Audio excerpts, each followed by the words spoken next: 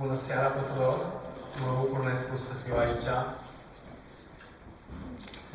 Mă bucur că se vorbește de Dumnezeu și că Dumnezeu este cuvântul de ordine. Mie nu-mi place să fiu lăudat, așa că o să rog pe cei care mai vorbesc să mă laude mai puțin.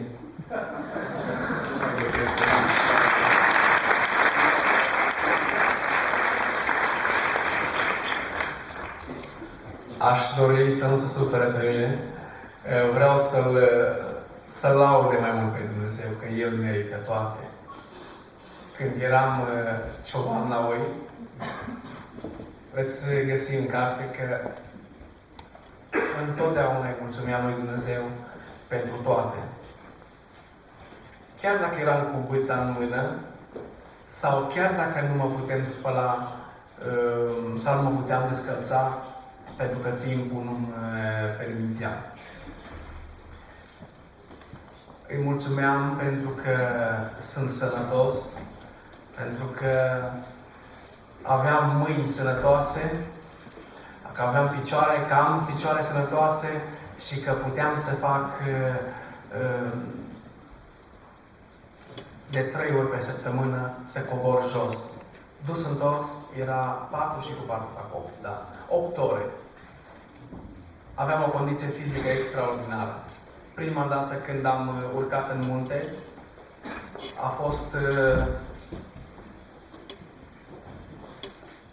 fost așa, m-a speriat puțin. N-am mai fost pe munte până atunci. Am fost cu diferite ocazii, dar să urc noaptea pe munte a fost cam... Mi-a fost foarte greu. Îmi spuneau, ciobanul șef zicea, Costă, când o să vezi măgari coborând, o să-i vezi, o să auzi un clopoțel, să știi, să pui povara pe măgar și să le spui ciuși la ploaie. Adică mergi la drum și mergând în spatele lor, le spuneam ciuși la ploaie. Și am repetat acest cuvânt de nu știu de câte ori. Și mă gândeam, dar până când le voi spune ciuși la ploaie? Dacă mă duc în altă parte, îmi făceam griji. Era pentru prima dată. Era întuneric afară. Când intrai în pădure era și mai întuneric. Era o pădure de brad și adia vântul și se auzea muzica brazilor.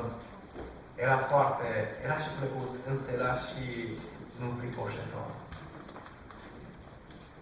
Însă, atunci când am trecut de pădure, spre vârful muntelui, nu mai rezistau brazii. Pe vârful muntelui brazii nu rezistă, pentru că este un curent foarte puternic. Este vânt și nu rezistă la peste 100 și ceva de kilometri pe oră. Această explicație am primit-o de la un alt cioban. Și când am ieșit acolo pe munte și am văzut o lumină puternică deasupra muntelui, a vârfului de munte, am văzut o lună mare. Nu venea să cred că este luna. Zic, e imposibil să fie luna. Prima dată am crezut că a luat foc ceva. Și m-am uitat mai bine și într-adevăr era luna.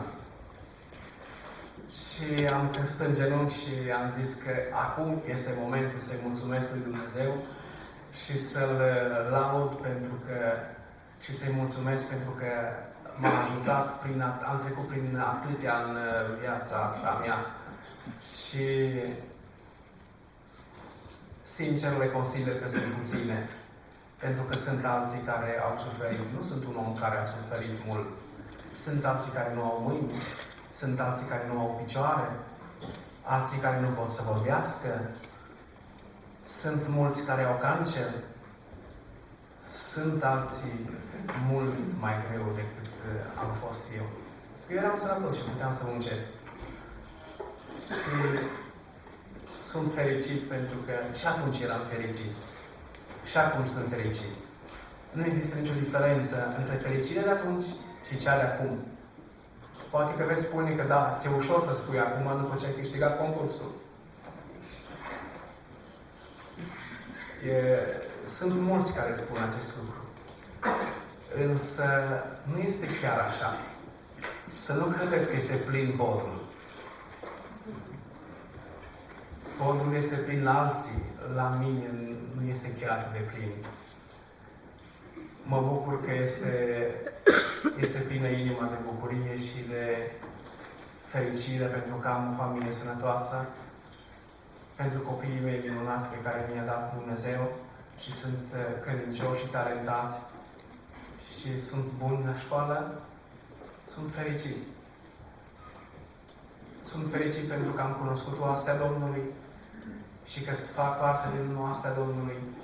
Sunt fericit pentru că sunt în biserică, pentru că am învățat cele 8 clasuri, dar în Vălățeana. Nu știu cum s-a.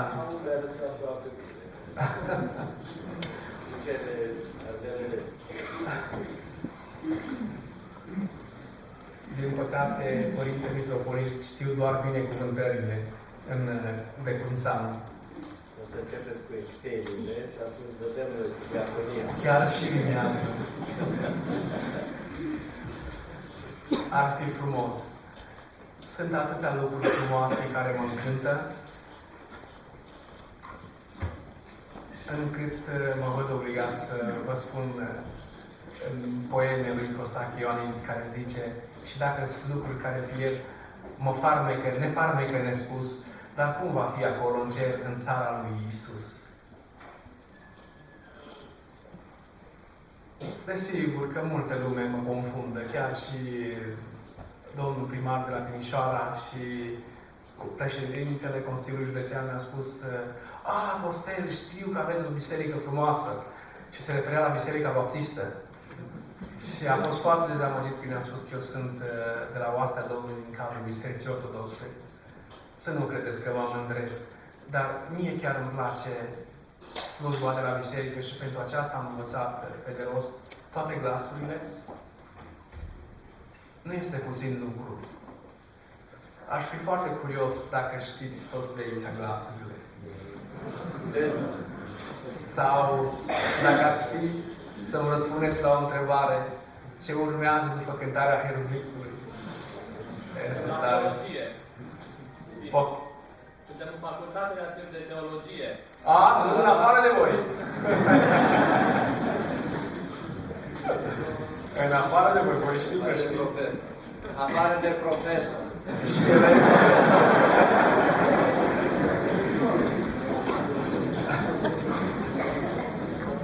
Îmi place foarte mult ce spune acolo la biserică Părintele, ce cu frică de Dumnezeu și cu dragoste se va copia. Ori de câte ori când auzeam aceste cuvinte rostite, credeam că sunt pe muntele Tabor. Și îmi mai place ceva la Sfânta Biserică. Când se face epicleza, se cântă: pe tine te lăudăm, pe tine te binecuvântăm și ție îți mulțumim, Dumnezeul nostru. Și ne rugăm ție, Dumnezeul nostru. Îmi place foarte mult aceste momente din Sfânta Liturghie. Și sunt foarte încântat că sunt în seara aceasta aici, la Sibiu, în orașul Părintelui Iosif Rifa, de aici, de unde a început oastea Domnului, aici unde de cele mai multe ori se dă tonul la cultură. Așa că în această seară o să vă cânt câteva colinde, nu vor fi multe. Vă rog să întoarceți boxa străine. Așa. Mulțumesc frumos. Și așa că așteptăm să cântăm.